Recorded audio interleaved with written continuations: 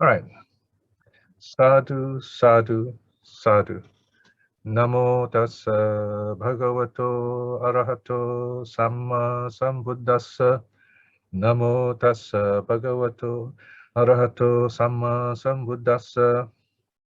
Namo tassa bhagavato arahato samma sambuddhassa. Buddhang saranang gacchami, dhammang saranang gacchami, sanghang saranang gacchami. Dutiyampi buddhang saranang gacchami, dutiyampi dhammang saranang gacchami, dutiyampi sanghang saranang gacchami, tatiyampi buddhang saranang gacchami, tatiyampi dhammang saranang gacchami, tatiyampi sanghang saranang gacchami. Panatipata veramani sikha padang samadhiyami. Adinadana veramani sikha padang samadhiyami. Kame sumechachara veramani sikha padang samadhiyami. Musawada veramani sikha padang samadhiyami. Surameraya majjapamadatthana veramani sikkhapadang samadhiyami. Sadhu, sadhu, sadhu.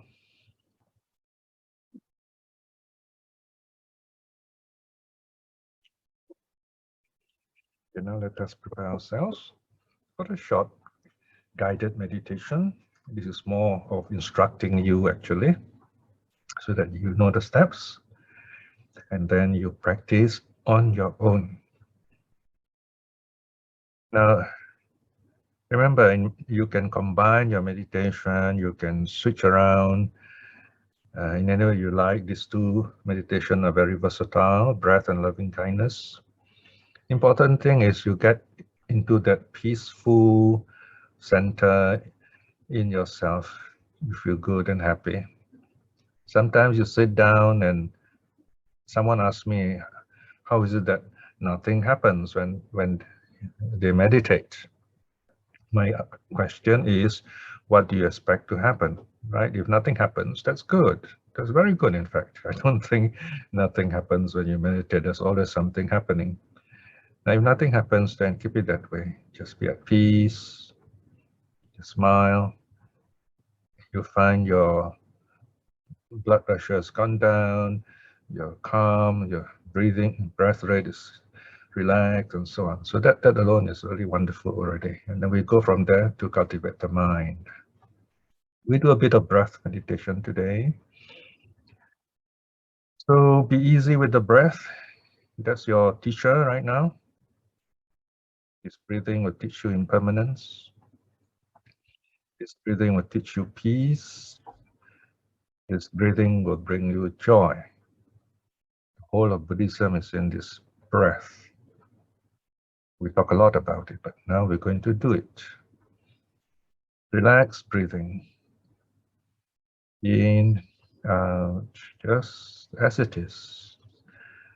Fast, slow, deep, shallow, just let it be. For those who are inclined, you can count your breaths. Stage 1, counting the breaths. There are many different ways of counting. The idea is to just clear away our immediate distractions. In, out, 1. In, out, 2. Smile. In, out, 3. Smile. In, out, 4. Smile. In, out, 5. Smile. 1 to 5, 1 to 5. This is the easiest way of counting. Now you can count up to 10 if you like. 1 to 10, 1 to 10, or any number in between. Don't go below 5, too small. Don't go beyond 10, too big. Choose 6, 7, or 8. Choose one number and use that in each sitting.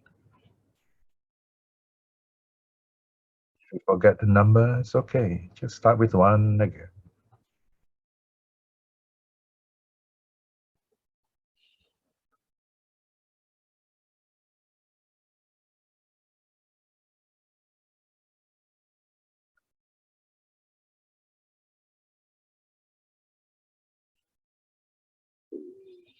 When you smile, feel the smile, feel the happiness, feel the joy, feel the peace.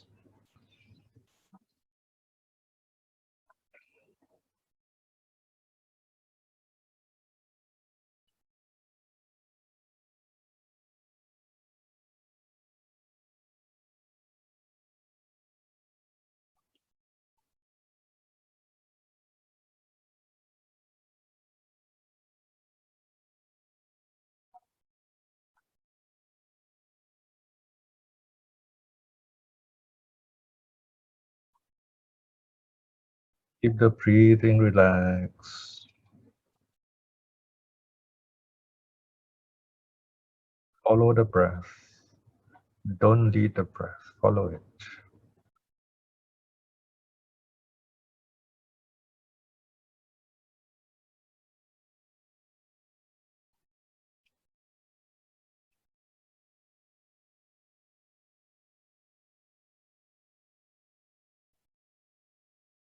For those of you who may have difficulty with counting or do not like counting, it's about 50% more or less. Some people like, some people don't. So it's quite normal. If you have difficulty with counting, you, in your practice, start right away with the second stage, in, out stage. So as you breathe in and out, just note in and note out. Smile.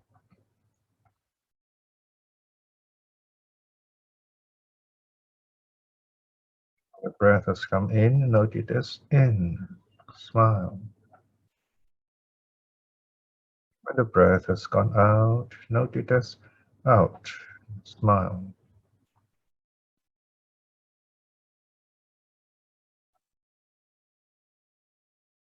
In some rare cases, people may find it easier to notice the end of the breath or the start of the breath. So up to you. If you like to say in at the start of the breath, also can. Whichever one is easier, brings you more peace. Use that.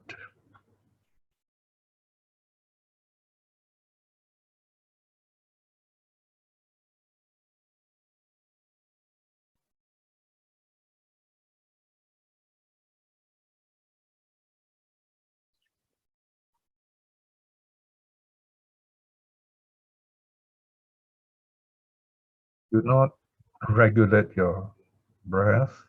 Do not control your breath. Let it regulate itself. As you watch your breath, it will become more and more regular, stable by itself.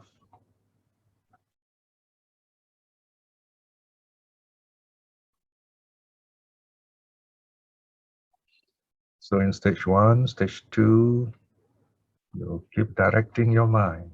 This is directed meditation.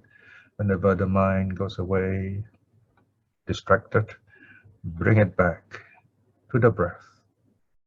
Every time you bring it back, you are training this mind to stay with the breath, be at peace with the breath.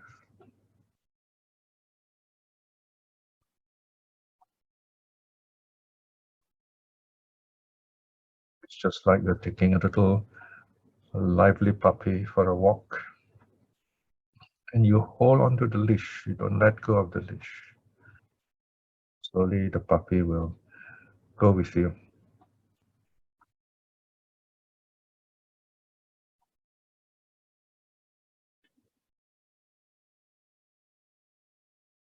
Keep smiling as you meditate.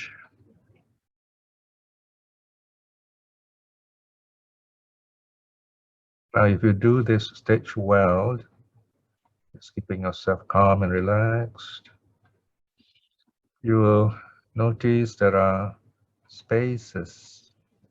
The spaces grow. The spaces between the in and out breath become more clear. You can feel a sense of peace, sometimes even a sense of brightness. Then you're ready for the third stage. By this time, you find you don't have to guide it so much. It happens more naturally. Still just note in space, out space, smiling in between, smiling whenever you feel like it.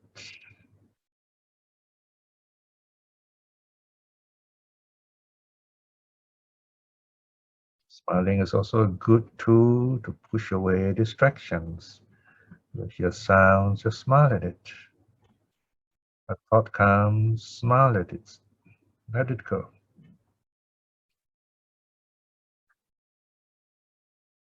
You feel a little bit of discomfort or itch, smile at it.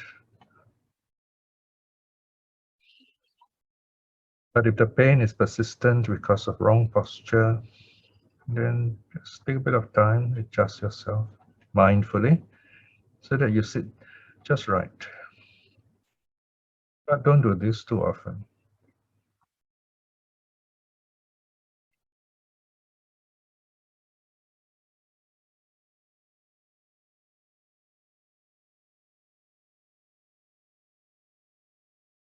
When the space grows, smile at it.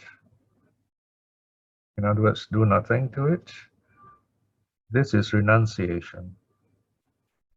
By doing nothing, you allow this space to grow. The peace, the joy, brightness to grow.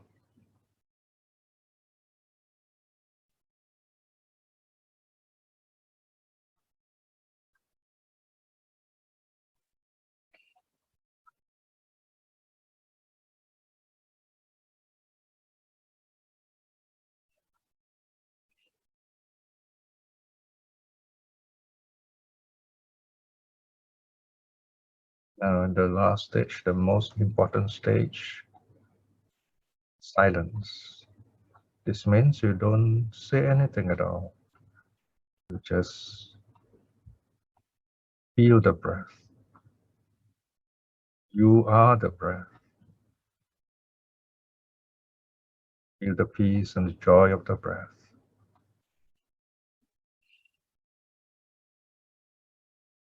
If you do this last stage properly, you will be able to sit for quite some time, even up to an hour or even longer.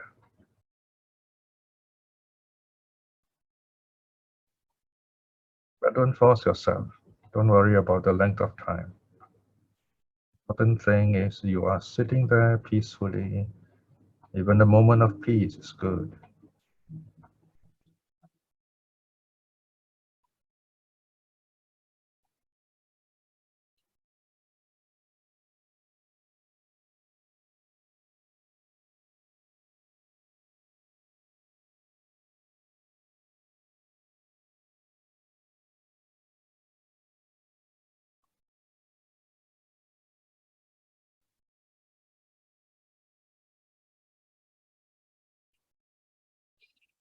At this point, let us review our practice.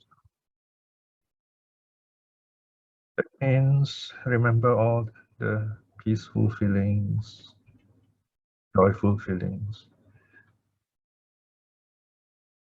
Remember them. They will help you in your future meditation or whenever you need inner peace. This is your good mental karma. Also, examine if you have any difficulties, distractions. Notice their conditions, that you can work with them, correct them the next time, or ask questions about them if you like. Review your practice.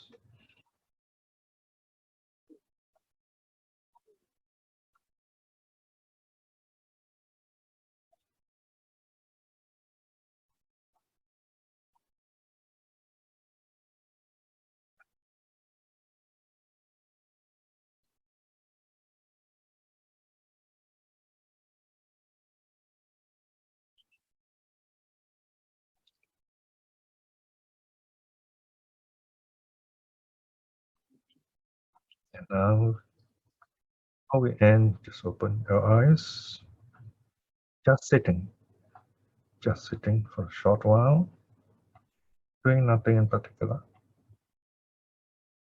We began our meditation gradually. We also end it gradually.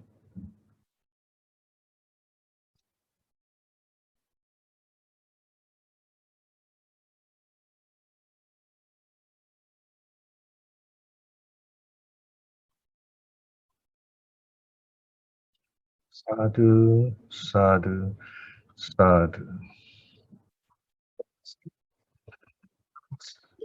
Now we start with our study. Right, this is part 3, right, of formations, Saṅkhārā.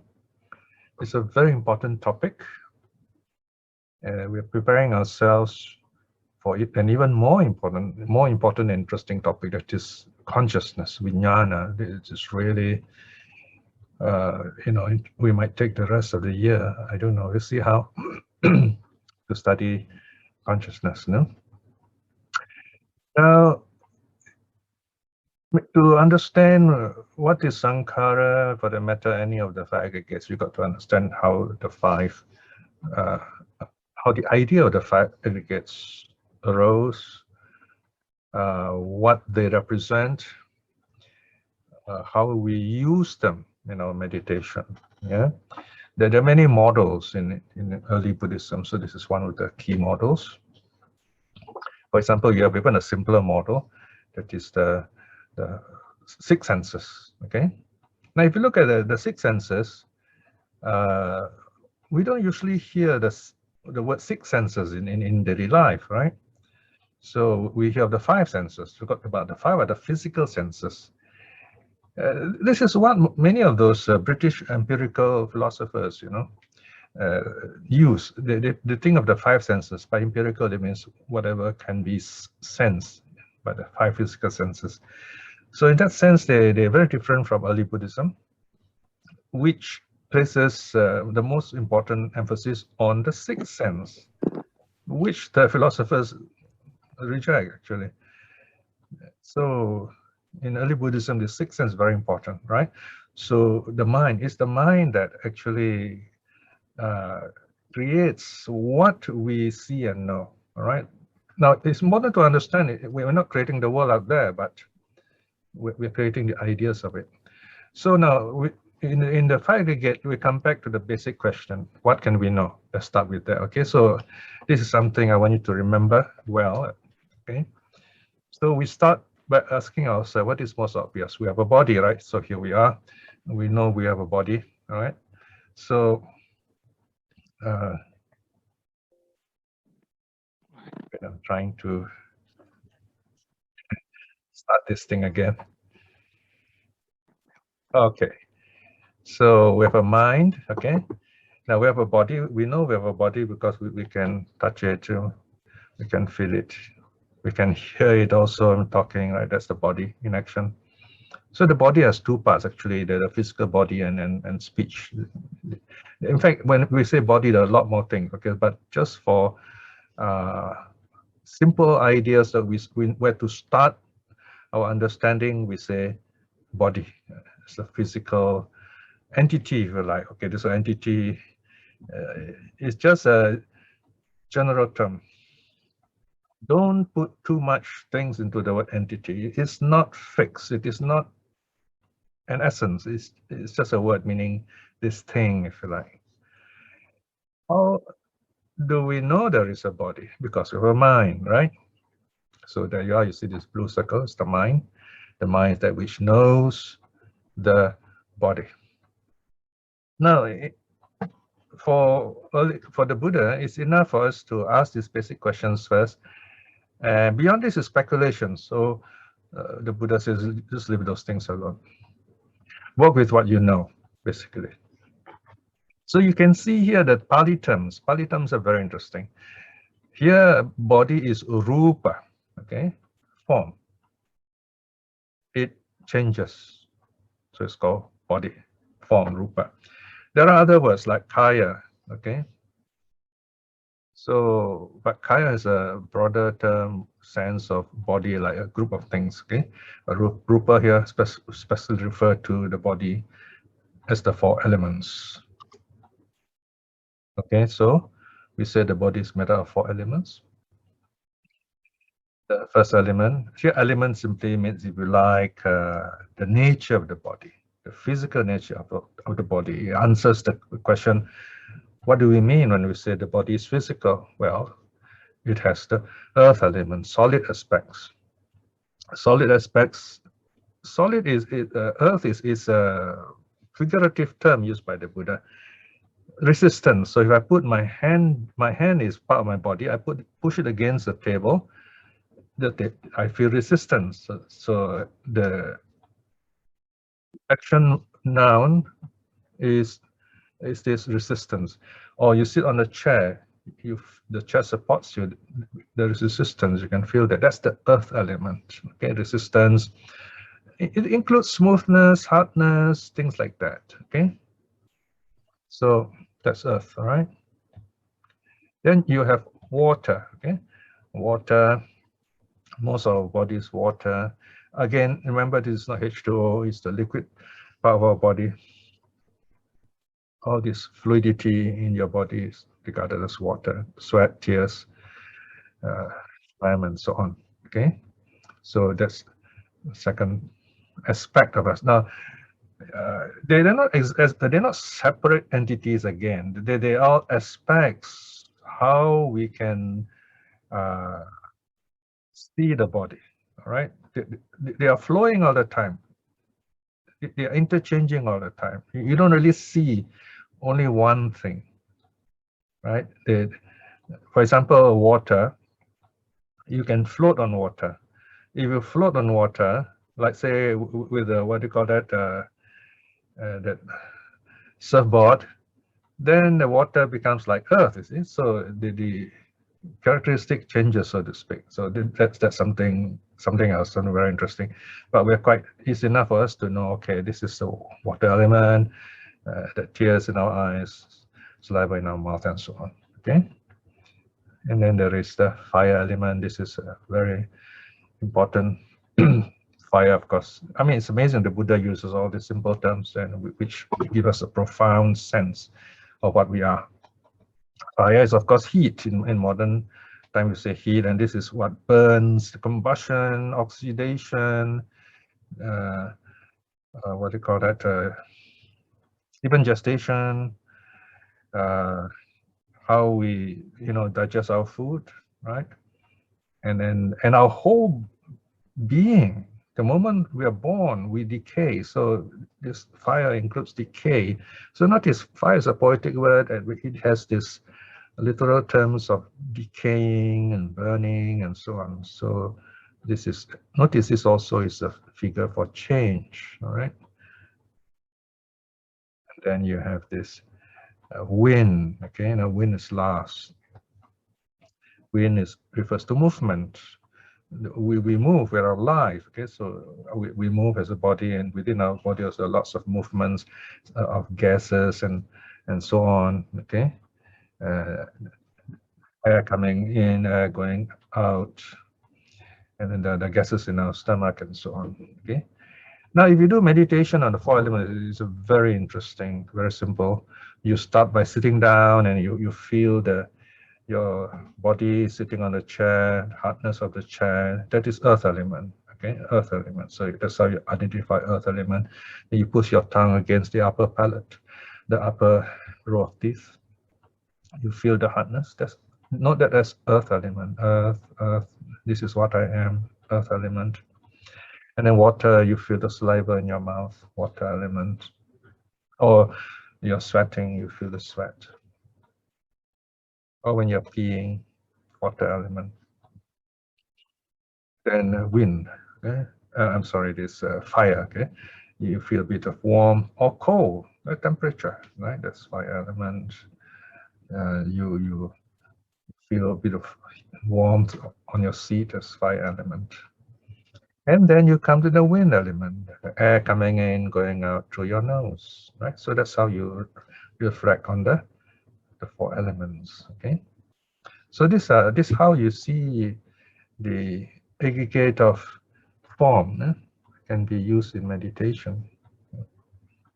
And then let's see what happens next. So now that we have more or less talk about composition of the body, we can, there's another way we can look at the composition of the body. We can also see the body is made up of the 5 physical senses. That's another way of looking at it, okay? So there are 2 ways, at least. Now the mind, we know, for example, the mind feels, we are feeling, so that's the mental aspect, Vedana. And this word feeling, notice the Pali word Vedana. Okay? Vedana comes from the same root word for to know, okay? Vijja is knowledge, comes from ved meaning to know. So Vedana is a sense of knowing through feeling, okay? We feel something, we appreciate it, there is this hedonic tone, if you like, right? So because we have a body, we feel. That's the mental aspect. So that's one simple way of looking at it. And we don't just feel, we perceive. It is, in fact, although when we explain, we speak of perception leading to feeling, the reality is things happen more or less at the same time, okay? But it's easier when we talk to mention perception first. We just feel, okay? So we feel something, but perception comes in and tells us, oh, this feeling, I know this feeling. I had this feeling before in the past, and it was a nice feeling. I like it. So I like this feeling too. Basically, that's what perception does.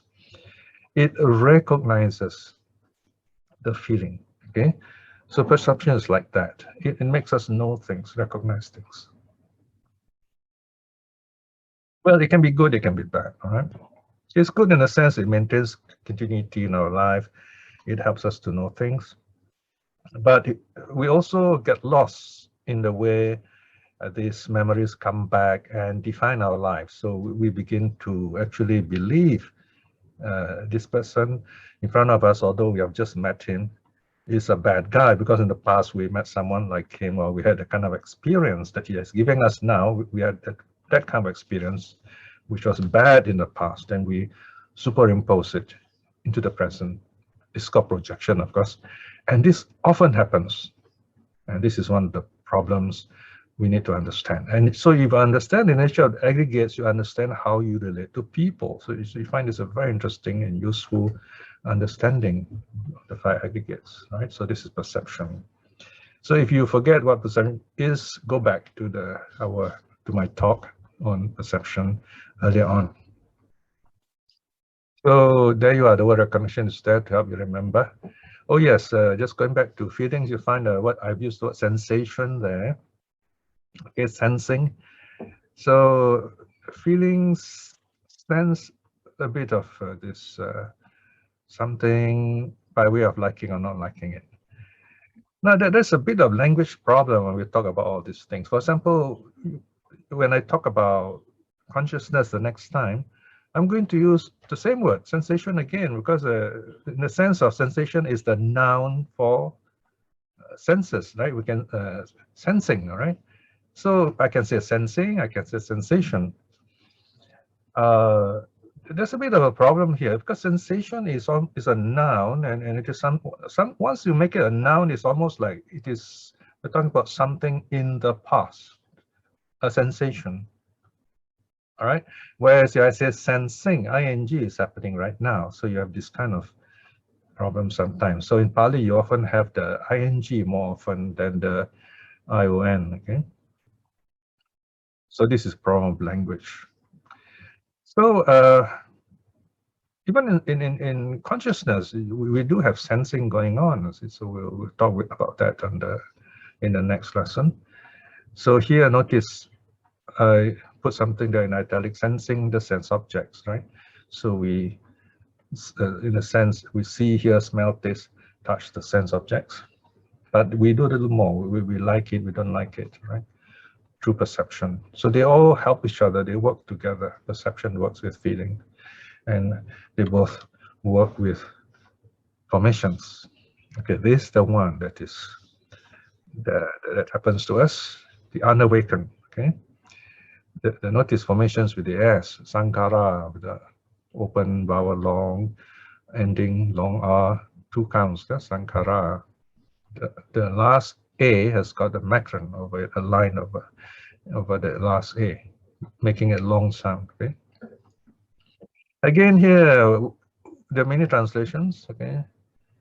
It's quite funny sometimes to see how scholars struggle and stumble to say, oh, this is the best translation, you know. Shall we say in this kind of situation, we have a good translation and that's workable enough.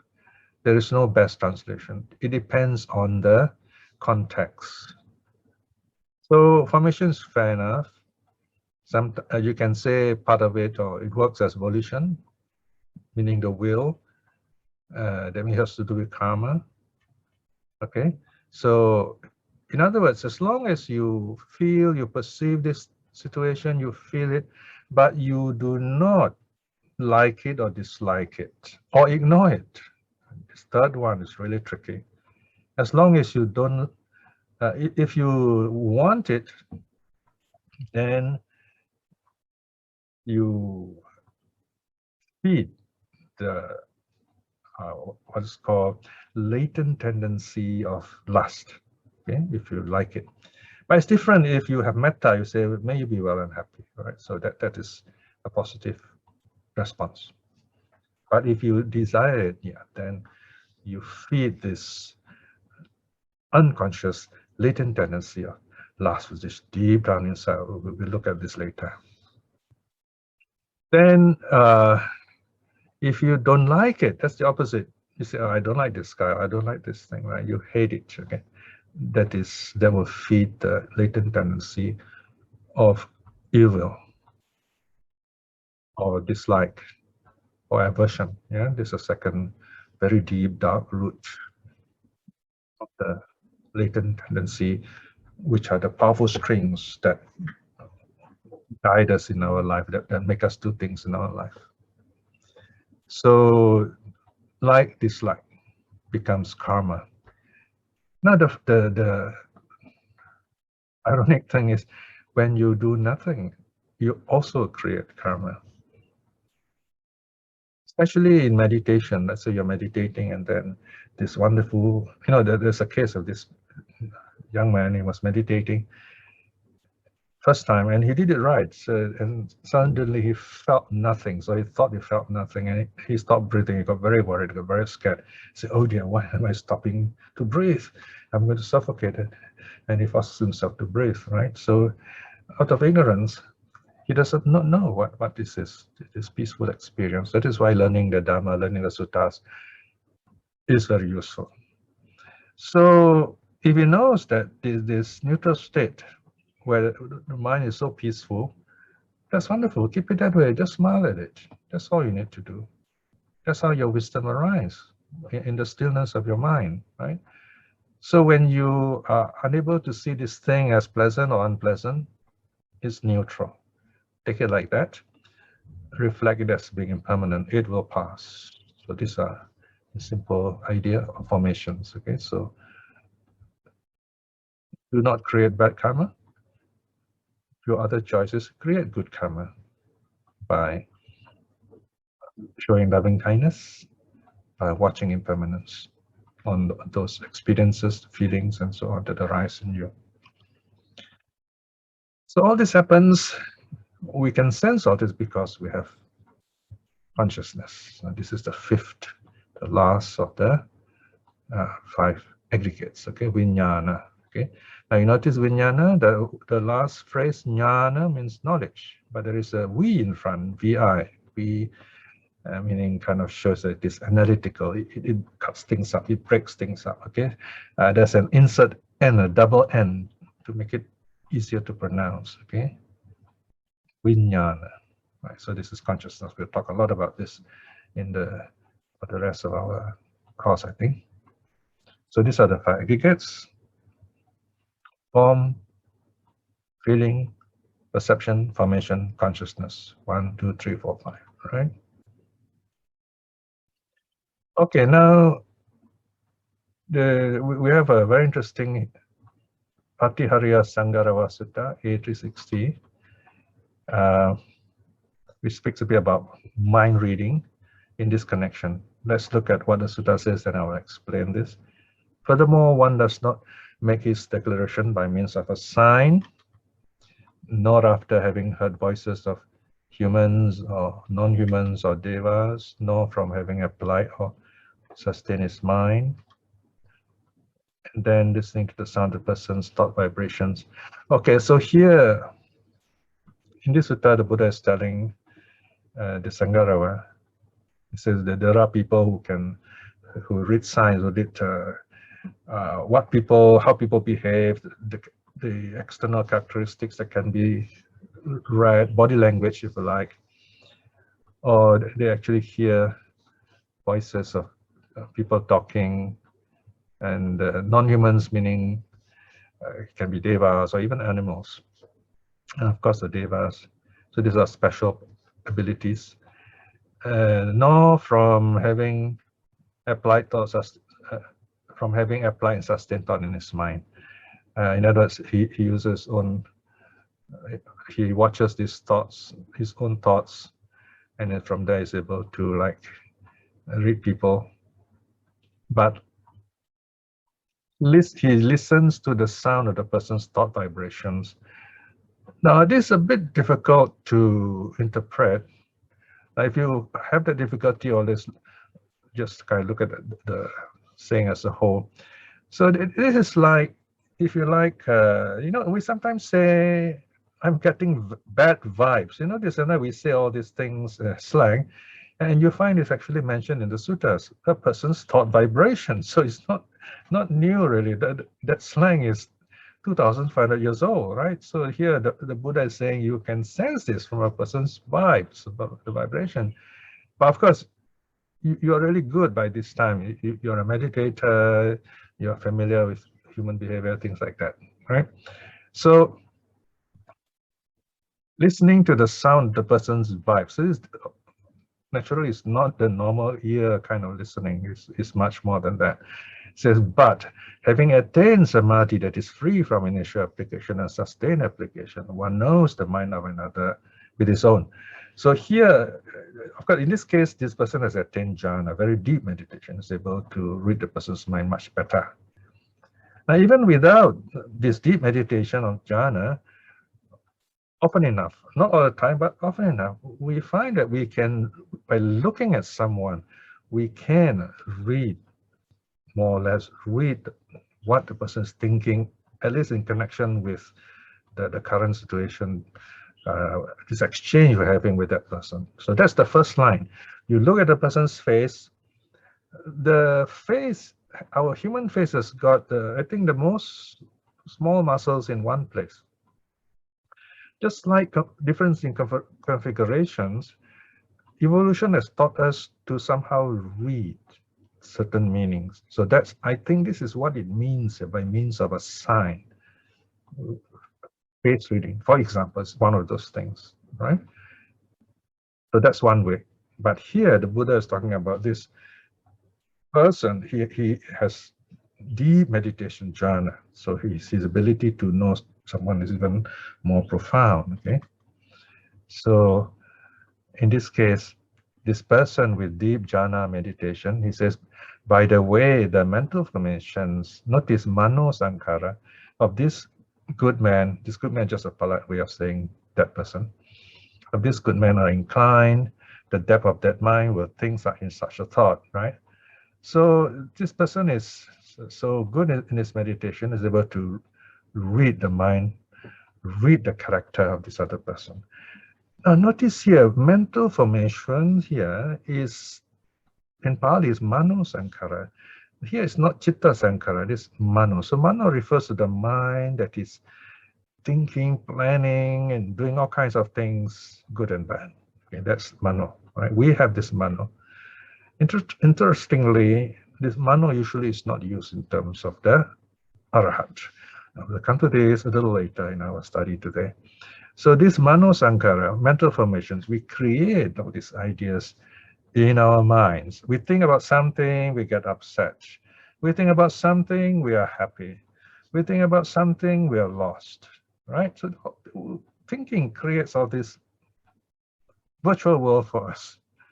And imagine people kill themselves because of thinking. It's rather sad and silly, isn't it?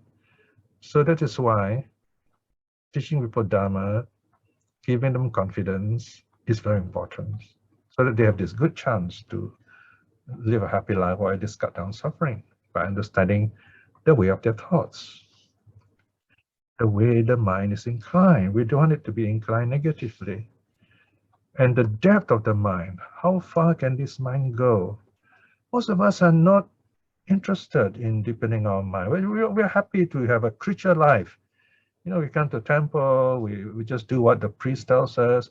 We so-called dedicate marriage and do rituals. So all these make us go in circle. Now, a circle is always on the same level. You go round and round, you don't change. What the Buddha is saying, whatever you do, if you reflect impermanence of it, so why am I doing this? All these are impermanent. They change. Then you break the circle moves up. The circle becomes a spiral, and then you move up and becomes narrower, and the one point is nirvana, if you like. So you can talk of the depth of the mind, or you can talk about the height of the mind, either way, all right? So this very wise meditator is able to know, okay, this person's got a deep mind or shallow mind and so on, okay? And help this person to become wiser, basically. This is what we should do with this ability of mind reading.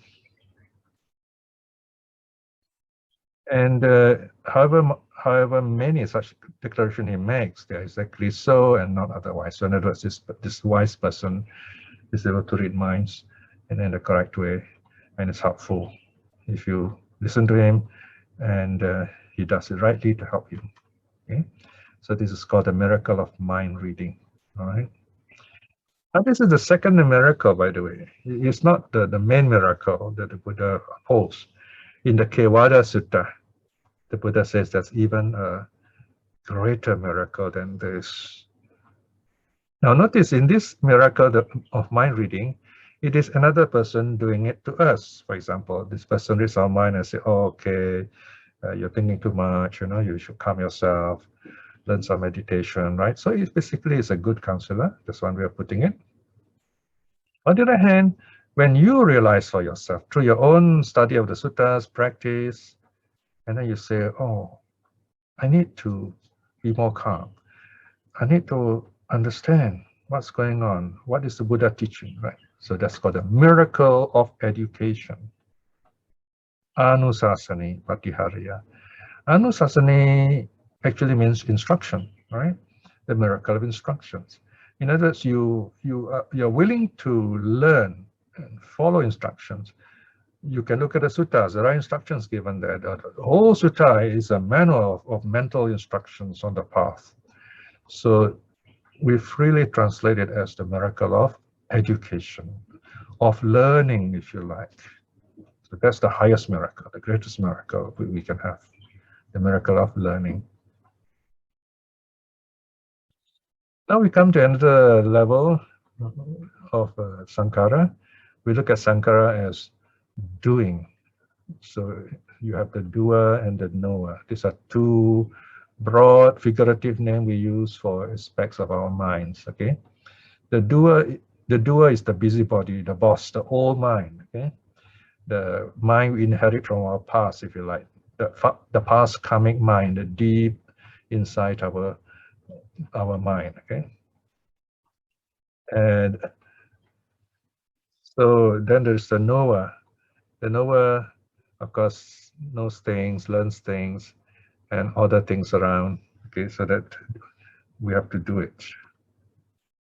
So when we speak of the doer here, it is our action, all right? That it is a preconscious mind. Okay.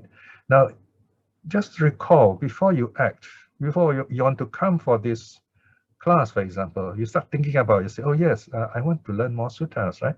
So there is this mental dialogue telling you, yeah, I want to listen to this sutta. I want to know more, right? So this is, of course, wisdom, right? Or I want to learn meditation, right? On the other hand, people tend to be prodded on by greed, hate, or delusion, by negative emotion. For example, they say, oh, I want more money. Wow, these people, their names are in the Forbes magazine. They got hundreds of millions of dollars, and so on and so forth. I want to be like that too. So that's greed. Or we hate them because they're rich, right? So, and then we think nasty things. Or we are deluded by the idea that wealth means happiness, wealth means goodness, right? So this happens on the level of the preconscious. Here I've used this word to mean before we act, before we actually act, we show our public action, public face. These private thoughts we have are rooted in greed, hate, or delusion. So that's called a preconscious, okay? And we of course want to take charge. The doer does things so that we can take charge. In other words, we feel that this is what I want to do. So once we have the kind of idea that I want to be right, you get sense of restlessness. It might not show too much, but it's there. And later on, it makes you uncomfortable, have all kinds of problems, like heart problems and so on. You don't feel happy, right? Notice some people, they must be the boss. They want to take charge. Control freaks, if you like, right? That kind of situation. We get caught in this kind. We do not know how to listen to people. We want to get things done, okay? And not only get things done, we want to measure how much things are done and so on. Wow, this is taking charge, all right? It leads to restlessness. And all these are done, of course, through the three doors. All these doings happen through body, speech, and mind. It starts with the mind thinking, of course, and then it's expressed through body and speech. And this is our karma. And if you look another way, these are our personal habits. And these things are habit forming. Every time we do one act, it will repeat itself. And when it repeats itself, it becomes habit.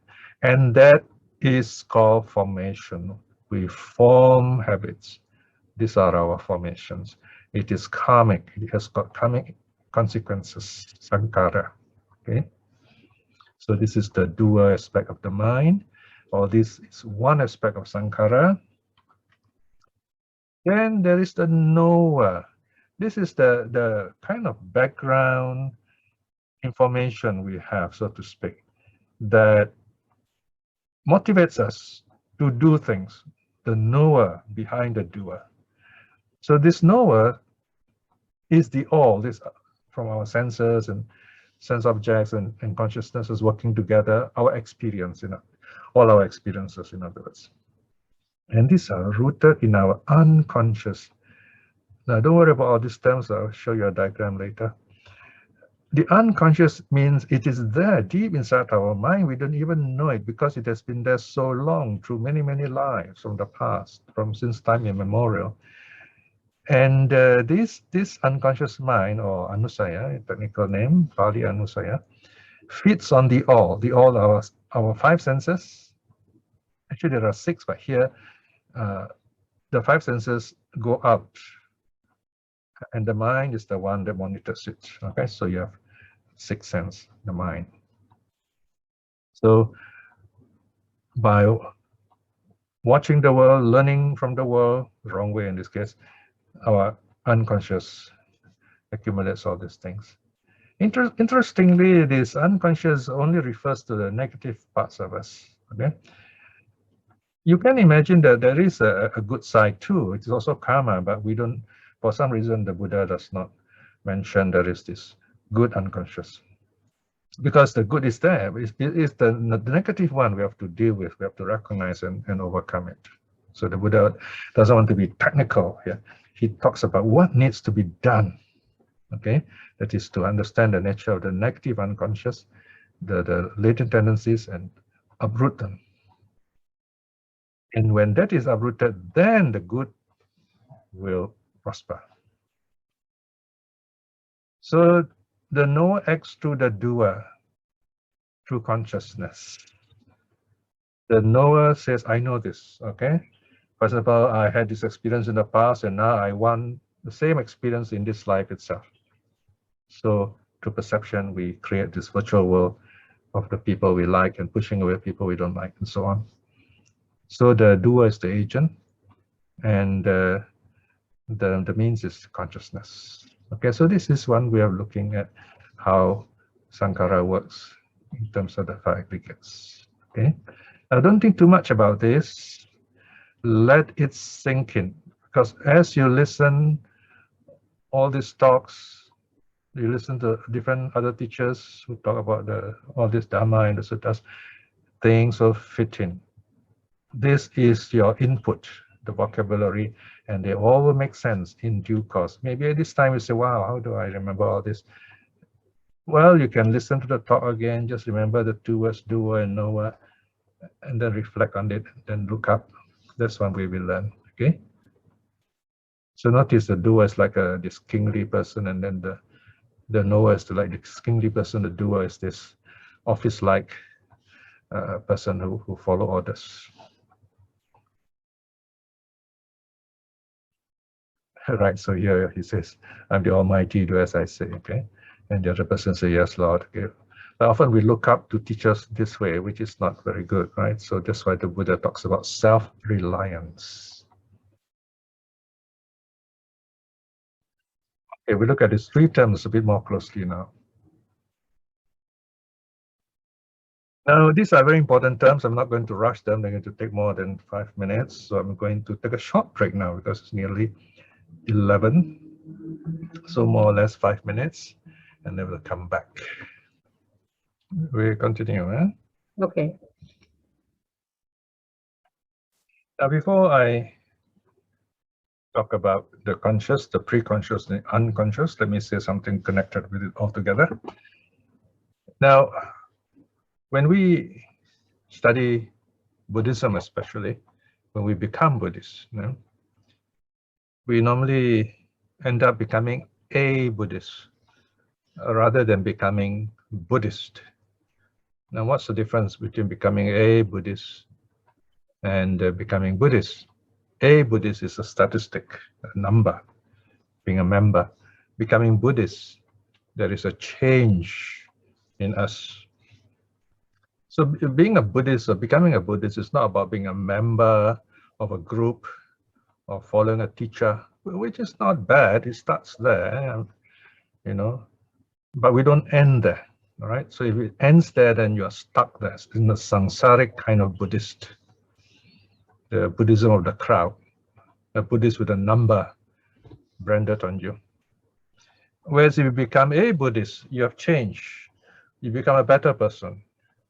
You are calmer, happier, wiser, with more courage to do good, to do what is right, okay? So Buddhism is about change for the better. Sometimes we become Buddhists and people admire us, respect us because we have special qualities. And then we begin to think that is Buddhism. And then we forget about what the Buddha teaches. We define what Buddhism is. And then we have friends who listen to us. You notice we have some friends who will listen to us no matter what we say. We always have such people who follow us, rightly or wrongly, right? I mean, look at the millions who followed Hitler, and the millions who voted for the wrong president in the US and so on. So you find there's no lack of followers. You can be any kind of person, you find you have followers. So it doesn't mean you're good. You may be right, but you're not necessarily good. So because we are still controlled by our childhood conditioning or childhood difficulties, whatever, from the past. That's our unconscious, if you like. Or perhaps you can say that comes even from a distant past, okay? Past lives even. And then what we right now, we're going through what we want in life, that's like our preconscious. And then we show this public face. We come to the Buddhist group, Buddhist community, Buddhist temple, wow, with a sense of power, with a sense of leadership. We lead people, we change people, people listen to us, me, So the Buddha says in the Dhammapada, this kind of person thinks that he is in charge of everything. He has created everything, everything goes through him. We have a lot of people like that in a Buddhist group. But that's not what Buddhism is about. Buddhism is not about changing other people. It's how we change ourselves. And in doing so, we inspire others to change themselves. Right? So often we have this wrong idea. Oh, we want to bring Buddhism to others. And we ourselves are empty of that, right? So you can only bring what you have, so to speak. Or better still, show what you are, like the Venerable Asaji, show your peacefulness. So this is the social and psychological application of these three terms: conscious, preconscious, unconscious. Okay. Now let's look at what they mean. So here you are aware of this iceberg. This represents our being, more or less. So you can see there are three portions. The smallest one is right at the top, that is above the water surface. Okay. Then you have in the middle a bit bigger portion, and the biggest ones at the bottom. They are all very significant, okay, the sizes. So there you are. This is how we superimpose conscious, preconscious, unconscious. Now I've decided not to put a hyphen in preconscious because there's no hyphen in conscious and unconscious. So it kind of makes it easy to remember and very nice to look at aesthetically, all right? So the conscious is above the water level of our being. This is what we show the world, right? And this is what we think we know, we are conscious of, right? So this is the actor. Even then, I mean, look, when once we come to this kind of platform, this kind of gathering, we behave in a certain way. We behave civil. If all of us can behave in this way all the time or most of the time, it'd be really wonderful. We are calm and we are listening and so on. It's not easy, we can't do that all the time because you'll be, in a way, we create difficulties for us too. So we have to adjust according to our situation. So in many ways, once we are in society, we act, we wear a mask, all right? So this is where, interestingly, you find our bosses don't really know us. Many of our friends don't really know us. Even our spouses may not know us, not everything anyway. So this is where we begin to get to know people, and we find it really a beautiful privilege, something really wonderful when you get to know people. And I want to just put a quick remark here. Now, before people get married, couples, they court each other. This courting act is a way of knowing each other. But the reality is that they are testing the waters, see whether they can get together or not. Or in some cases, they already decided, or one party decided that he or she wants to have this union with this other person. And then they get married. Okay, the courting is successful. But the real learning starts after marriage. That's when you stay together as partners, and you have more or less every day. You're connected every day to each other. And that's when you got to discover to know each other. I mean, I can't imagine people get married and then after it's static, you kind of, it's a straight line relationship. We still grow. And in many cases, it is after marriage that real growth, wonderful growth happens. So this should be the case, right? So there's less acting and more reality, in other words. So this conscious mind is a very tricky one. We need to understand it. And the precept is about being true to ourselves. That's another way of looking at it. To love life, respect people's efforts, respect their person, respect the truth, and keep our minds calm and clear so that we can communicate effectively. So this is for the purpose of a really true conscious life. So our tools are body and speech here. Okay, so and this is also part of Saṅkhārā, because Saṅkhārā also includes the mind. So this conscious level of our mind is mainly, interestingly, we connect with the world through the way we look at our body and the way we talk, the way we communicate through our speech. And in many ways, this is an act. And often we want to put up a good act, so to speak, right? So in a sense, like what I'm doing now is an act. I try to make it a good act so that you will benefit from my actions now. Okay, this is a positive way of putting it, if you like. It's not an act that hides me, that hides the truth. That's the negative side of it.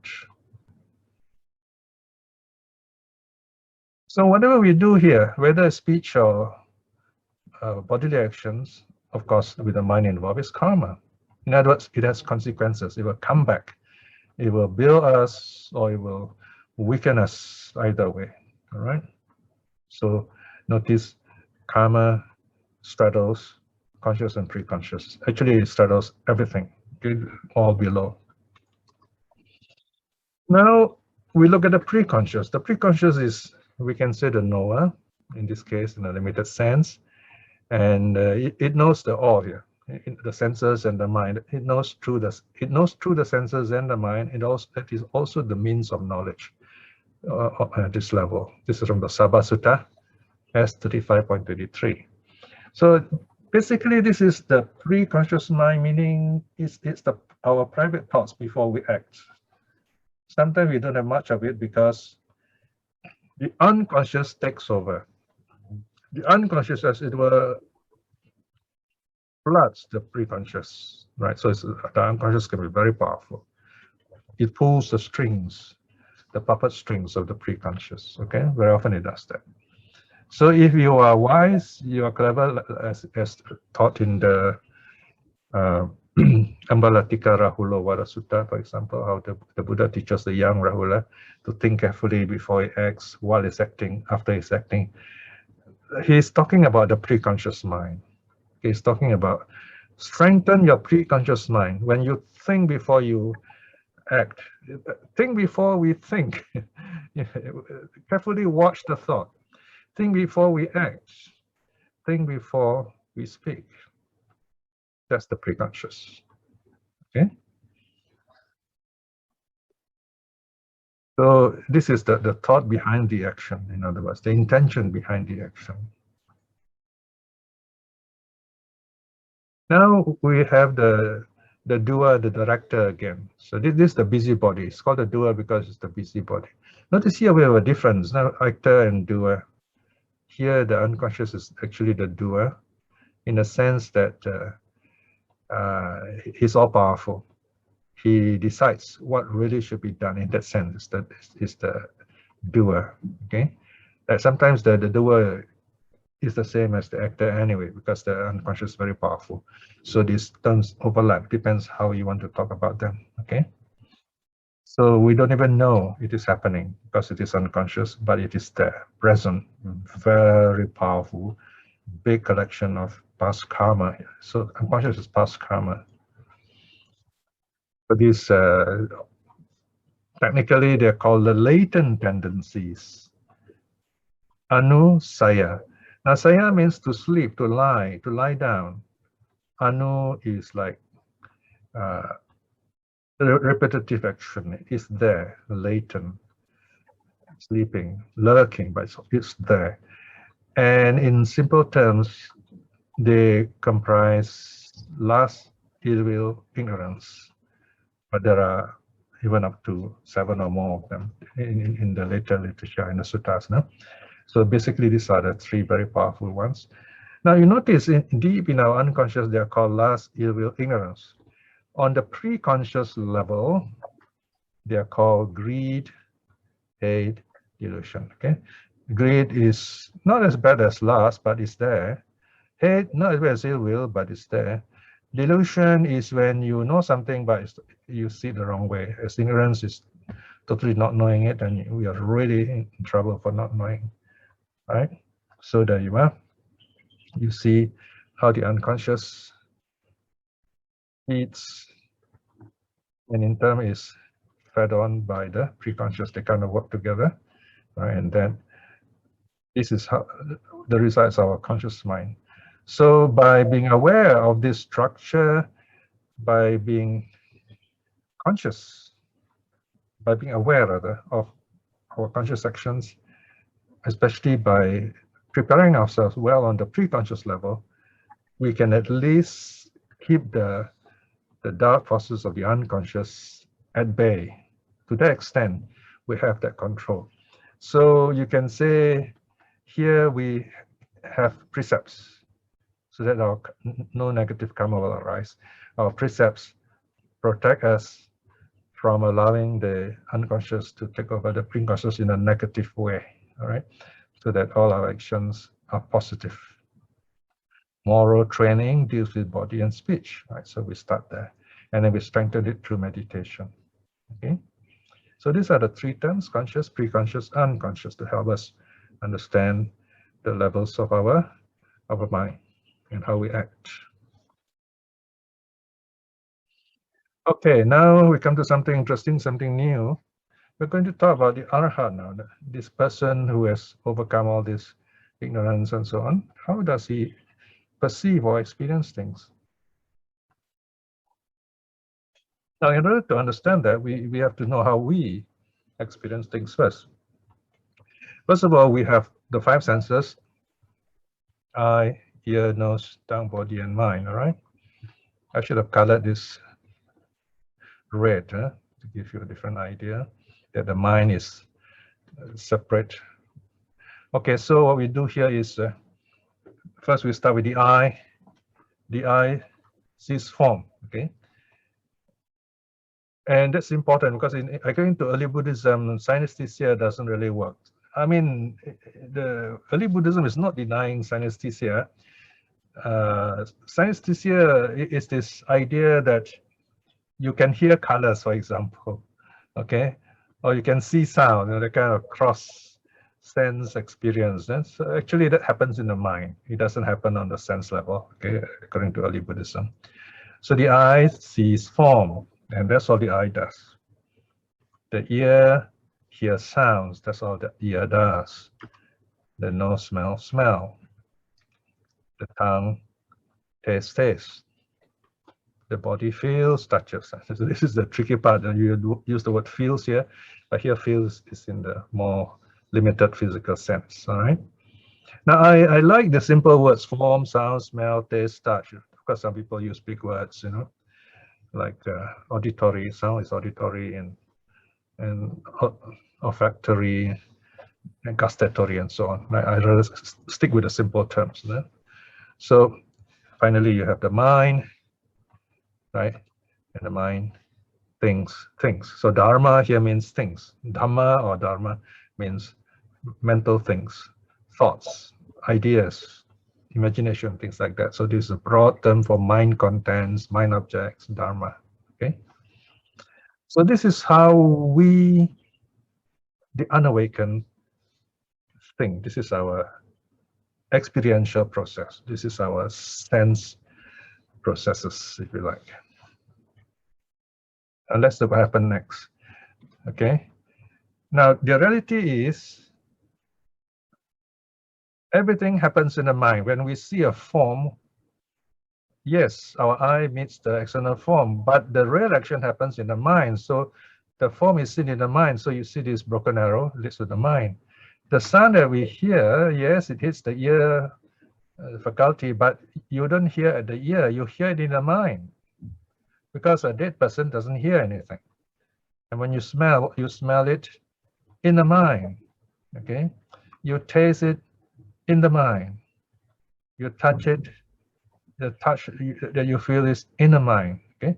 Notice sometimes it can be cold outside, but still you can take it because your mind is strong, for example, all right?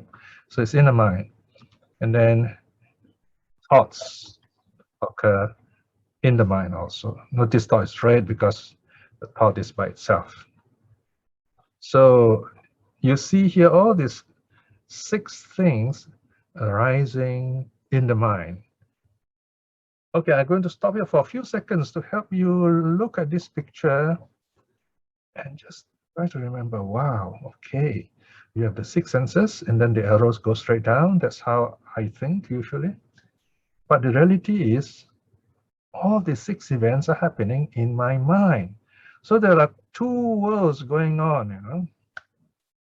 Now, if most of us stay where the 6 senses are, I mean, where all those arrows that go straight down, we actually stay there and believe what's going on. Let me give you an example.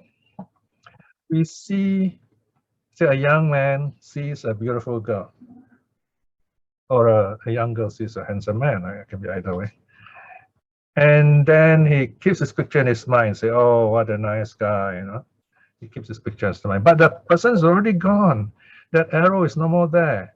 But this person keeps the picture in his mind. So that is also in the mind, but it's all gone. It's in the past. It's not real anymore. So what this person is fallen in love with is an image of this person. When we fall in love, we often fall in love with the image of the person. And if that's the case, then the marriage will not work because we don't love the whole person. People grow old, people grow sick, right? So same thing with sound, smell, taste, touch, and also thoughts, of course. We cannot remain on that physical level. You got to understand it, that is gone. And the mind creates its own ideas. So what is the lesson behind here? Okay, let's look. So notice here, there's a difference. You see, you have these arrows going down, that's how we think. And then the other broken arrows all converging in the mind, all right? Okay, so here, for the arhat, these vertical arrows that go straight down, they arise and they disappear straight away. But for us, it remains like this for a long time. We keep thinking about it. We keep living in the past, okay? So for the arhat, there's only this, that vertical arrows are all gone. And he knows that all this arises in the mind, and he sees all this going away, impermanent. He shows the metta and so on, okay? This is taught in the last sutta of the Majjhima Nikaya, the Indriya Bhavana Sutta, okay? How arhat thinks, right? So this is in fact a diagram taken from that sutta, okay? The last sutta in the Majjhima Nikaya, M152, all right? So this diagram is a very interesting diagram showing how the arhat experiences things. It's all in the mind. It's mind-made, and he understands its impermanence and he lets it go as soon as it arises. Of course, he has memories of it. It's very clear memories. So these lines are like memories at best. So that's us, the unawakened mind, the vertical arrows going downwards. Okay. So now we come to another question. Do arhats have any formation? Now notice it without S. No? So formation, as we know, is karma. So the arhat being fully awakened does not create new karma, so it doesn't have formations with the S anyway. So here, unawakened persons, you have Saṅkhārā, his volition and the will. Actually, there should be a kind of a long R here towards the end. So But anyway, Saṅkhārā is what's called a stem word. So in Thai, we say Saṅkhārā, Saṅkhārā. So it's volition or the will. In other words, it is what creates karma for us. So they're called specifically, technically, mental formations, mano Saṅkhārā, because we still have mano, the mind that creates all these things for us. So this is the unawakened person. So in that sense, we don't really have any free will. The arrows keep dropping of their own will, so to speak. So we have no choice. We just follow the arrow, and then we keep thinking about it even after the arrows are gone. So there's no free will really. Although the action is over, we still are caught in it. We live in the past. Our fears come from the past. Our greed come from the past. Our hatred are rooted in the past. Our delusions are rooted in the past. And then we push them, they overflow into the present. So our life becomes messy. So in Buddhist practice, we say, hold it, keep it in the past. Let it go there, leave it there. Don't break it. It doesn't belong here anymore, it's gone, okay? If you bring it into the present, then you have no free will. It will take over. It will run things for you, and you have no say. All right, that's the meaning when we say we really do not have free will. The arhats, on the other hand, including the non-returner to some extent at least, so they have free will in the sense that they are spontaneous, they're happy, they're not subject to karma or habitual tendencies. So in that sense, they're happy.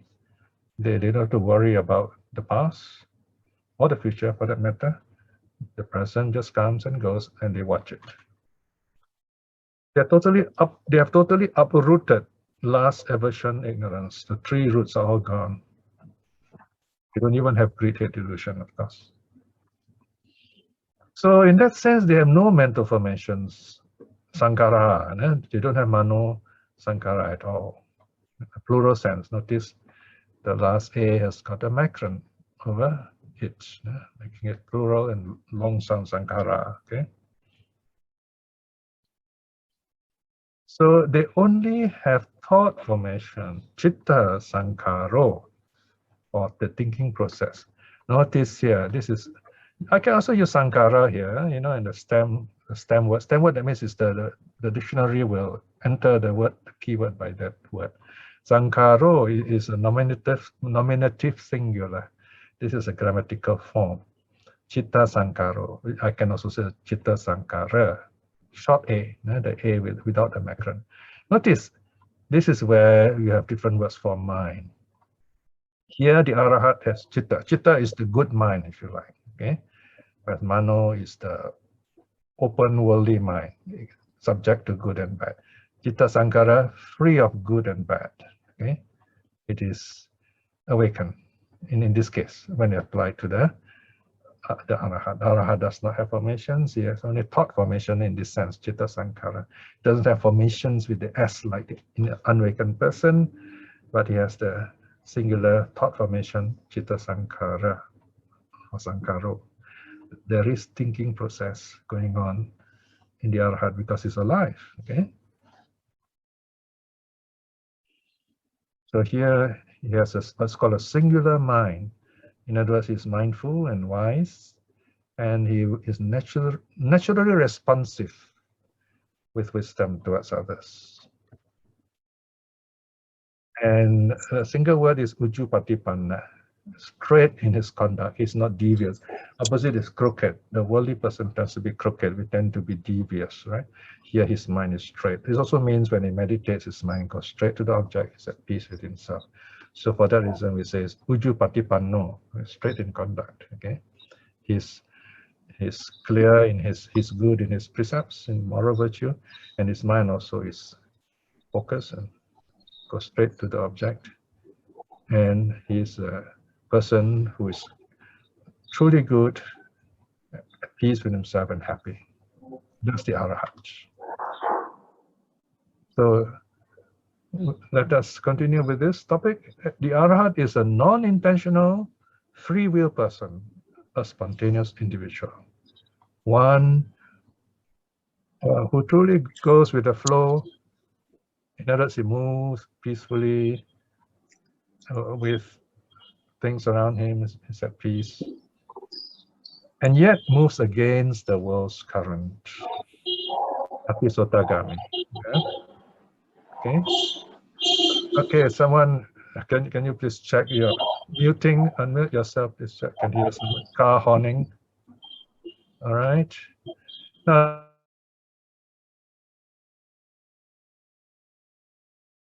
Piya, please unmute yourself. Piya, please unmute yourself. okay, yeah, sorry. Okay. All right. Can you please go back to where you started? Arhat is a non-intentional free will person, a spontaneous individual who truly goes with the flow, meaning here he's not against anyone. He's at peace with himself. And yet he moves against the world's currents. He's very different from the way people in the world behave themselves, running after wealth, power, and so on. Okay? So you will never see an arhat with a venerable doctor arhat, for example. He will never bother about titles. That doesn't mean anything to him, right? Of course, the worldly person may say, oh, I'm not an arhat. Yeah, that's a very clever excuse, okay? All right, so the Parivimangsana Sutta describes the arhat as follows. When he neither creates nor forms volition or formation, right? So it doesn't create karma. He does not cling to anything in the world. Not clinging to anything in the world, he's not agitated, not troubled. Not agitated, he attains nirvana by himself. Notice, by himself, through his own effort. He understands, destroyed his birth, right? No more rebirth. Life, the holy life has been lived, in other words, he has completed his training. It doesn't mean he's above the precepts. It means moral virtue is so natural in him, he will never break the precept. What needs to be done has been done. In other words, here, all those practices, meditation, they all have been done. So it's like a holiday for him now. He still meditates because he enjoys it, he likes it. There is, for me, no more arising in any state of being, right? So he's happy. No more getting caught in the world's falseness and sufferings and so on. So you see the Buddha sitting happily. The Buddha is the first arhat. So here we have a poem. The elder Samidatta says, Pancha Khanda Parinyata, the five aggregates fully known, Titanti Chinna Mulaka, stand with roots cut off. Vikino Jati Saṅkhārā, the cycle of birth is utterly exhausted. Nati Dani Punabhavoti, there's no more rebirth here, or anywhere for that matter. So the roots of the five aggregates are cut off. So there are the aggregates, but they're not clinging aggregates anymore. Okay? So there you are. That is our study for today. We have just 20 minutes. Nice time for our questions. Okay. Thank you, Piya. Now we have our Q&A session. Everyone, please turn on your video so that we can see you. Yes, that'd be nice. Yeah. Thank you. Piya, excuse me, could you please stop sharing so Okay, we can see everyone? All right. Yeah, that's nice. Okay. All right. Now, today we will do a different thing. For those who have typed their question in the chat box, I want them to ask the question live. Is that okay? Yes. Yeah, that'd be nice. That'd be nice. Yeah. Okay, let us start.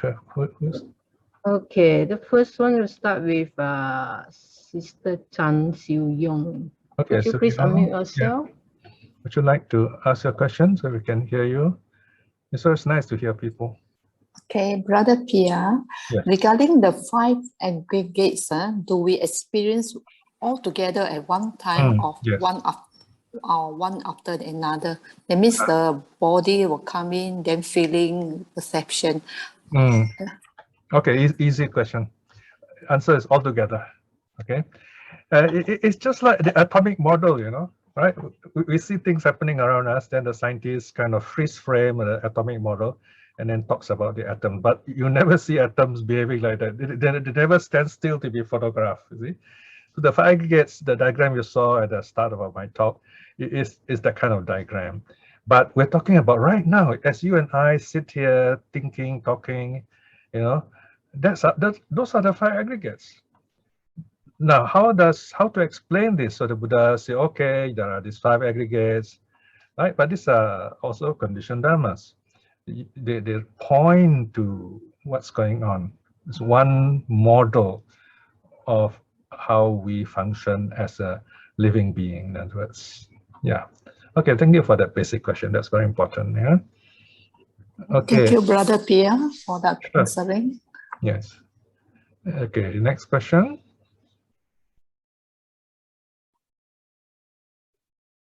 Ratna, unmute yourself. Because the cat was mewing. Okay, we have a very excited cat today. All right. Next, I would like to call on point JH Cole and YL Ong. Could you please unmute yourself? Yeah. Okay, from JB. Huh? I'm not too sure my line is okay or not. Yeah, we can hear you very clearly. Okay, good. Yes. In the previous lesson 8, when he was making the comparisons between the 5 aggregates and the 4 focuses of mindfulness, the formations is actually linked to Dhamma, but not to the mind. Why is it so? Because I thought formation is also mind-made.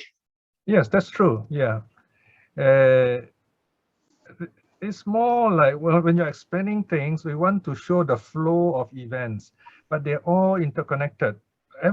All the 4 aggregates are mind-made. They're based on consciousness, based on the mind. And in fact, the body also is part of the mind. So there is one sutta, I think it's Chabisodana Sutta, where, in fact, if you see the diagram just now I showed you, you know that I forgot the number. It's all those vertical arrows and then the arrows converging on the mind. Notice all the arrows go to the mind. That's how the unawakened person sees it and how the arhat sees it. Okay. Of course, we as the omniscient observer, we know everything, so to speak. Yeah? So here, it depends how we present these ideas. Okay. So the ultimate reality is that it all occurs in the mind, so to speak, in the case of arhat anyway. So this is just a way of talking. Depends on and also how people think. All right. The important thing to ask ourselves is what's happening right now with us. And you look at that diagram with the vertical arrows and those converging arrows. That diagram is very interesting. Yeah. Then it will kind of tell us, oh, this is how I should be behaving, you know. This is how I should look at my thoughts, my actions. Okay. All right, next question. Okay, thank you. Sure. Yes, next question. Any more questions right now? I was muted. Yeah. Okay, Brother Go Hian Gui, please turn on your video and ask your question. Okay, my video is not working actually. It's okay. So, yeah, we can hear you. Just now you mentioned that there are karmic reactions from the unintentional volitions against our commonly held known things that karmic reactions only arose from intentions. Yes. Could you elaborate, you know, what and how the unintentional volitions arose in terms of good unintentional volitions and bad unintentional volitions? Very important question. I didn't say unintentional. This one is very tricky. This one we got to get our terms right. I don't know whether I said that or not, because sometimes such words can slip, you know. But the word is conscious, unconscious. Oh, Some of our karma can also be acittaka, unconscious, but still it can be intentional. Okay, first, what do we mean by intentional? You remember the unconscious? Very powerful. You have lust, ill will, and ignorance, right? So they influence us unconsciously. They pull the strings of the preconscious. They make us act. And we don't even know this. That's unconscious. It is still karma because there is still greed, hate, delusion. There is still greed, hate, delusion. So it is unconscious, but it is still karma, in other words. Conscious, of course, is even worse. So that's the meaning here. So take, for example, let's say this hunter, no? The hunter is so used to killing. In fact, the hunter feels that, wow, he's so proud of the fact that he has killed this big animal. Can you imagine kill an elephant, you know? And this elephant has done nothing to hurt him. And elephants are intelligent beings, you know? So he shoots and kills this elephant and shows off, take photograph and so on, you know? So he doesn't think he's killing, he's doing bad. But there is karma there. Although he says, I have no intention, this is not killing, this is sports, is it? Right? Of course, technically in his case, the intention is clear. He aims, he prepares his weapons and so on, right? So, but sometimes, let's say he forgets about all that. So he just aims, and there is even joy when he aims, you know, if you're surprised. He feels happy, you know, the kind of, he might get the kind of joy, very powerful sense of joy, like say someone playing the music, you know, but that is not a good sense of joy, you see. It's bad karma because he is motivated by greed, hate, or delusion. Take another case. Let's say a public executioner. He thinks that, oh, he's performing service for the state. You know, he's just carrying out the orders of killing this criminal. You know, of course, in this case, he bears the karma because he is the one who killed, and those who ordered him to kill also bear the karma. So karma is quite a tricky situation. You know? It is kind of interwoven. Okay, so that is why the Buddha discourages acting in a sense where actors create desire, arouse desire in others, or arouse hatred in others, or arouse delusion in others, and the Buddha is against that. However, if the actor makes someone feel happy and inspired to practice Dhamma, that's different, you see. So we have to be careful how we talk to people, what things we tell or don't tell to people, and that may make them have negative thoughts, and that be to their disadvantage, in other words, right? So karma can be unconscious, but intention here is something else. Okay, so it's best to leave the word intention out here so that we don't confuse the terms. Okay. I hope that's clear enough. Yep.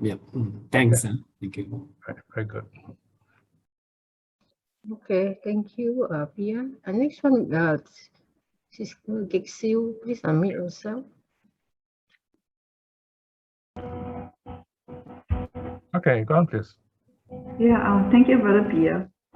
I'm just trying to get my head around the Iceberg Model and the understanding from the Buddhist perspective. So I gather that Iceberg Model is the modern psychology model. Yes. So the part that you mentioned about the actor, knower, and the director.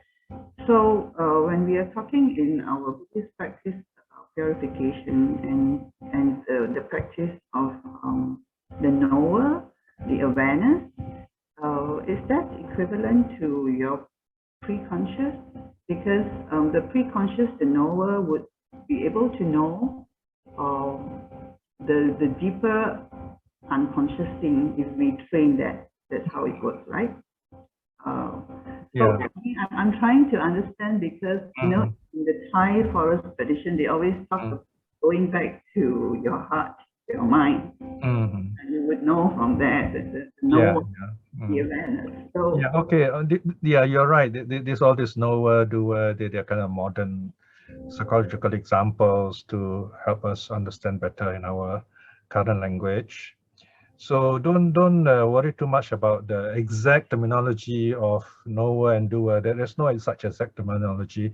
Probably another teacher might use it in a different way, and then we get quite confused. So don't fix the definition here, because there's no such fixed definition. I say it my way, and then another teacher will say it his way. We are both right, we are both wrong, you know, so it depends on the context of what we are talking, right? So you can take, for example, simply knower is the mind that knows greed, hate, delusion, and then the mind that does, the mind that acts out this greed, hate, delusion. That's a simple way of looking at it. Okay, these are concepts, worldly concepts, so they have a limit in their usage. So we cannot say they are ultimate truth. They don't apply to all situations. When we're talking about, we know that something is wrong, or we know that there is hate and something, that's the knower. Okay, and then the one that acts it out is the doer. So that's one simple way of looking at it. I have said that the latent tendencies, the unconscious, is the knower, because this is where all these past karma are stored. So our knowledge comes from there. What we know, how we know, comes from there. And then we act on it. Because the unconscious itself doesn't act. You can't act, it's there, right? It is expressed through the three doors, greed, hate, delusion. So that's the doer part. So the examples are dynamic. They're not fixed in their meaning. They're not technical terms, in other words. Okay? Just to add on, I suppose our path of practice is to make the unconscious, more conscious, so that yes, that's one way of putting it. In fact, this is where the psychodynamics have a similar idea when they talk about defense mechanism. That one way to heal ourselves is to bring those unconscious fears and defenses to the conscious level, to recognize and accept them. So once you recognize and accept them, then you face your demons, you know what to do, and that's when you don't fear them anymore. So yeah, if you can really bring this unconscious latent tendencies to be able to see them, is wonderful, but it's not simple, because we see in our own way. We say, I don't see anything, or I see only good things, for example. We rarely see them for what they are, you see? So that is why the word yata bhuta is used, to see things according to reality. And we can only do this when we have attained very high level of attainment. Then we look back and say, wow, yeah, no wonder I'm suffering, because I have all these thoughts. So right now, as we are, we begin with at best, the preconscious side. We say, okay, this is non-greed, non-hate, non-delusion, and we can deal with that. And that is wonderful if we can start there. And then from there, we prevent the unconscious from appearing. Only the arhat is able to uproot things from the unconscious level. So for us, we have to work a little harder and preventive, but they're still there. So the precepts are the preventive measures that we use. So that's why we got to go further, as the Buddha says, further up the path. We become stream winners and so on. Okay? Does that help? If not, you can still ask, no? Are you clear? Yeah, for now. Thank you. Yes, for now it's good. Okay. Okay, thank you. Yes. Next, Arthur, please unmute yourself. Hi, thank you. I sometimes have difficulty connecting the model of the 5 aggregates with the practical teachings of the Buddha. So my question is, in terms of these 5 aggregates, what causes, in a worldling with formations, what causes letting go, forgiving, abstaining from what is unwholesome? Right. So I would say it is the mind, right? We normally say it's the mind. So when we say it's the mind, it refers to all the 4 mental aggregates, understanding the nature of feelings, that they are impermanent. So you can't really hold on to the feelings anyway. So when we know the true reality of feelings, that what we are holding on is to something in the past. Then we tell ourselves, yeah, what's the point of me holding on to this? It's gone anyway, you know. I'm just creating this little phantom, and that's what's frightening me. There's nothing there, you see. You know, this about fear. Fear, there is nothing there. You know, it's in our mind, especially after we've seen a ghost movie when we were kids. We're so afraid to go into the toilet because it's dark there. See? So why? Because it's in our mind, you see. So once you understand that it is mind-made, then the fear is gone. That's one explanation. Another example is how we think, right? So how we perceive things, right? We recognize something from the past. We have this database, and we apply it to something in the present. So we define our present by the past also. So that, again, we tell ourselves, oh no, I can't do this now because this situation in front of me, this person is a different person. It's not that person in the past. It's my own idea of this person that's making me feel this way. So you find that if you open up yourself a little bit with wisdom, with care, of course, and you befriend this person. We like to say what we keep ourselves unguarded. That's too powerful a word. I wouldn't say we're unguarded. Rather, we're open to people. We're still guarded in the sense that, you know, we watch this person, we say, okay, I want to know you, let me get to know you, right? So it's a new relationship, it's a new occasion, right? So this is a choice we do have because of our perception, right? So we apply this perception in your daily life. How we perceive people, we normally tend to judge them from our past experiences. We create this picture of them in our mind from our past. That's not the real person. Okay, so I think these two should be enough for you to think about. Start there, and then you can go further after that. Is that okay? Yeah, for now. Thank you. Okay, sure. Anyway, still things come up, ask them right away. That will help, okay? All right, next. Okay. Yes, thank you. Next we have Brother Cole. Brother Cole, please unmute yourself. Okay. Brother Piya, Yes. this Mano Saṅkhārā, because I do come across papancha. So is this Mano Saṅkhārā and papancha the same, or are they different? Well, technically different. I would say Mano Saṅkhārā would include papancha also, possible, or can lead to papancha. Okay, Mano Saṅkhārā is the kind of mind that we have, the unawakened mind, that is always running here, running there, looking for objects, and then projecting past experiences to the present. So that's one way, see?